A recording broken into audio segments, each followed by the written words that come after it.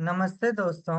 मेरा नाम संजय है और आज हम कक्षा 11 के रसायन विज्ञान का अध्याय नंबर 8 जो कि है कार्बनिक रसायन, कुछ आधारभूत सिद्धांत तथा तकनीकें, पार्ट 4 के विषय में अध्ययन करेंगे।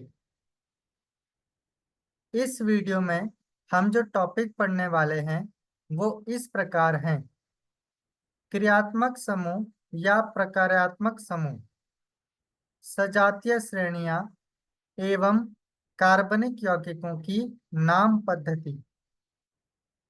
तो सबसे पहले हम समझते हैं क्रियात्मक समूह या प्रकार्यात्मक समूह। किसी कार्बनिक यौगिक की कार्बन श्रृंखला से जुड़ा परमाणु या परमाणुओं का समूह जो कार्बनिक यौगिक में अभिलाक्षणिक रासायनिक गुणों के लिए उत्तरदायी होता है, क्रियात्मक समूह या प्रकार्यात्मक समूह यानी फंक्शनल ग्रुप कहलाता है। यानी कि जो क्रियात्मक समूह होता है वो किसी भी कार्बनिक यौगिक में अभिलाक्षणिक रासायनिक गुणों के लिए उत्तरदायी होता है। क्रियात्मक समूह के चेंज होने पर उनके रासायनिक गुणों में भी परिवर्तन देखने को मिलता है। उदाहरण के लिए हाइड्रोक्सिल समूह यानी OH ये एक क्रियात्मक समूह है। ठीक इसी प्रकार एल्डिहाइड समूह CHO ये भी एक क्रियात्मक समूह है। कार्बोक्सिलिक अम्ल समूह यानी COOH ये सारे क्रियात्मक समूह के उदाहरण हैं। अब हम समझते हैं सजातीय श्रेणियां। कार्बनिक यौगिकों के समूह अथवा ऐसी श्रेणी जिसमें एक विशिष्ट क्रियात्मक समूह हो, सजातीय श्रेणी बनाते हैं। यानी कि सजातीय श्रेणी जो होगी उनमें सभी में जो क्रियात्मक समूह होगा वह एक ही होगा और एक ही क्रियात्मक समूह होने के कारण उनके जो रासायनिक गुण होंगे वो एक समान होंगे। इन सदस्यों को सजात यानी होमोलोगस कहते हैं। सजातीय श्रेणी के सदस्यों को एक सामान्य सूत्र द्वारा प्रदर्शित किया जाता है। क्योंकि उनमें क्रियात्मक समूह एक ही होता है इसलिए उन्हें एक सामान्य सूत्र द्वारा प्रदर्शित किया जा सकता है। इसके क्रमागत सदस्यों के अणुसूत्रों में मध्य CH2 इकाई का अंतर होता है। जो सजातीय श्रेणी होगी उसमें दो क्रमागत सदस्यों के मध्य CH2 इकाई का अंतर होता है। इनमें से कुछ है एल्केन, एल्कीन, एल्काइन। एल्केन के सभी मेंबर सजातीय श्रेणी का निर्माण करेंगे। ठीक इसी प्रकार एल्कीन के सभी मेंबर यानी कि सभी सदस्य सजातीय श्रेणी का निर्माण करेंगे। इसी प्रकार एल्काइन, एल्किल हैलाइड, एल्केनॉल, एल्केनेल, एल्केनॉन, एल्केनोइक अम्ल, एमीन इत्यादि इसके उदाहरण हैं। अब हम समझते हैं कार्बनिक यौगिकों की नाम पद्धति। कार्बनिक रसायन लाखों कार्बनिक यौगिकों से संबंधित है।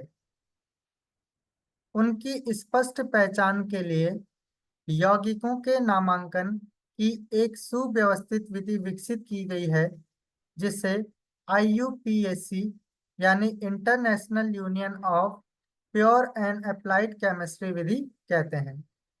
तो इस विधि से हम अनेक लाखों कार्बनिक यौगिकों का नामकरण कर सकते हैं। IUPAC पद्धति से पूर्व कार्बनिक यौगिकों का नाम उनके स्रोत अथवा किसी गुण के आधार पर दिया जाता था। उदाहरण के लिए सिट्रिक अम्ल का नाम उसके सिट्रस फलों में पाए जाने के कारण दिया गया है। लाल चींटी में पाए जाने वाले अम्ल का नाम फॉर्मिक अम्ल दिया गया है क्योंकि चींटी के लिए लैटिन शब्द फॉर्मिका है। यह नाम पारंपरिक है, ये रूढ़ अथवा सामान्य नाम कहलाते हैं। तो जो ये नाम है ये इनके रूढ़ अथवा सामान्य नाम कहलाते हैं। कुछ यौगिकों के संबंध में IUPAC नाम अधिक लंबे अथवा जटिल होते हैं। इस कारण भी उनका सामान्य नाम रखना आवश्यक हो जाता है। कुछ कार्बनिक यौगिकों के सामान्य नाम सारणी निम्न सारणी में दिए गए हैं, जो कि यहाँ पर है। अब उदाहरण के लिए CH4। CH4 का सामान्य नाम जो है वो मेथेन है, जबकि CH3 CH2 CH2 CH3 इस यौगिक का सामान्य नाम N ब्यूटेन है, क्योंकि ये एक सीधी रेखा में है। CH इस पे CH3 का होल ट्वाइस CH3, इसका सामान्य नाम आइसोब्यूटेन है, क्योंकि यहाँ पर CH3 जो है वो साखित में व्यवस्थित है। CH3 का होल 4, इसका नाम नियोपेंटेन है, क्योंकि यहाँ पर 5 कार्बन परमाणु है, तो इस कारण इसका नाम पेंटेन। CH3 CH2 CH2OH ये एक सीधी रेखा में है, ये सीधी श्रृंखला, इसलिए N प्रोपिल एल्कोहल। HCHO इसका सामान्य नाम फॉर्मेल्डिहाइड। ठीक इसी प्रकार COCH3 का होल ट्वाइस, इसका सामान्य नाम है एसीटोन। CHCl3 इसका सामान्य नाम है क्लोरोफॉर्म।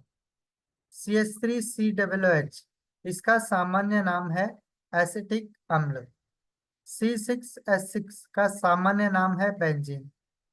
C6H5OCH3 इसका सामान्य नाम है एनिसॉल, जबकि C6H5NH2 इसका सामान्य नाम है एनिलीन। C6H5COCH3 का सामान्य नाम है एसिटोफिनॉन। CH3O CH2CH3 का सामान्य नाम एथिल मैथिल ईथर है।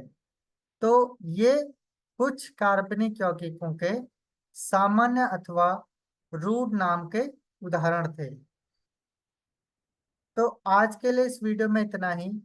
नेक्स्ट वीडियो में हम पढ़ने वाले हैं IUPAC नामकरण।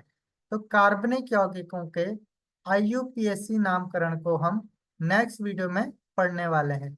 तो मिलते हैं नेक्स्ट वीडियो में।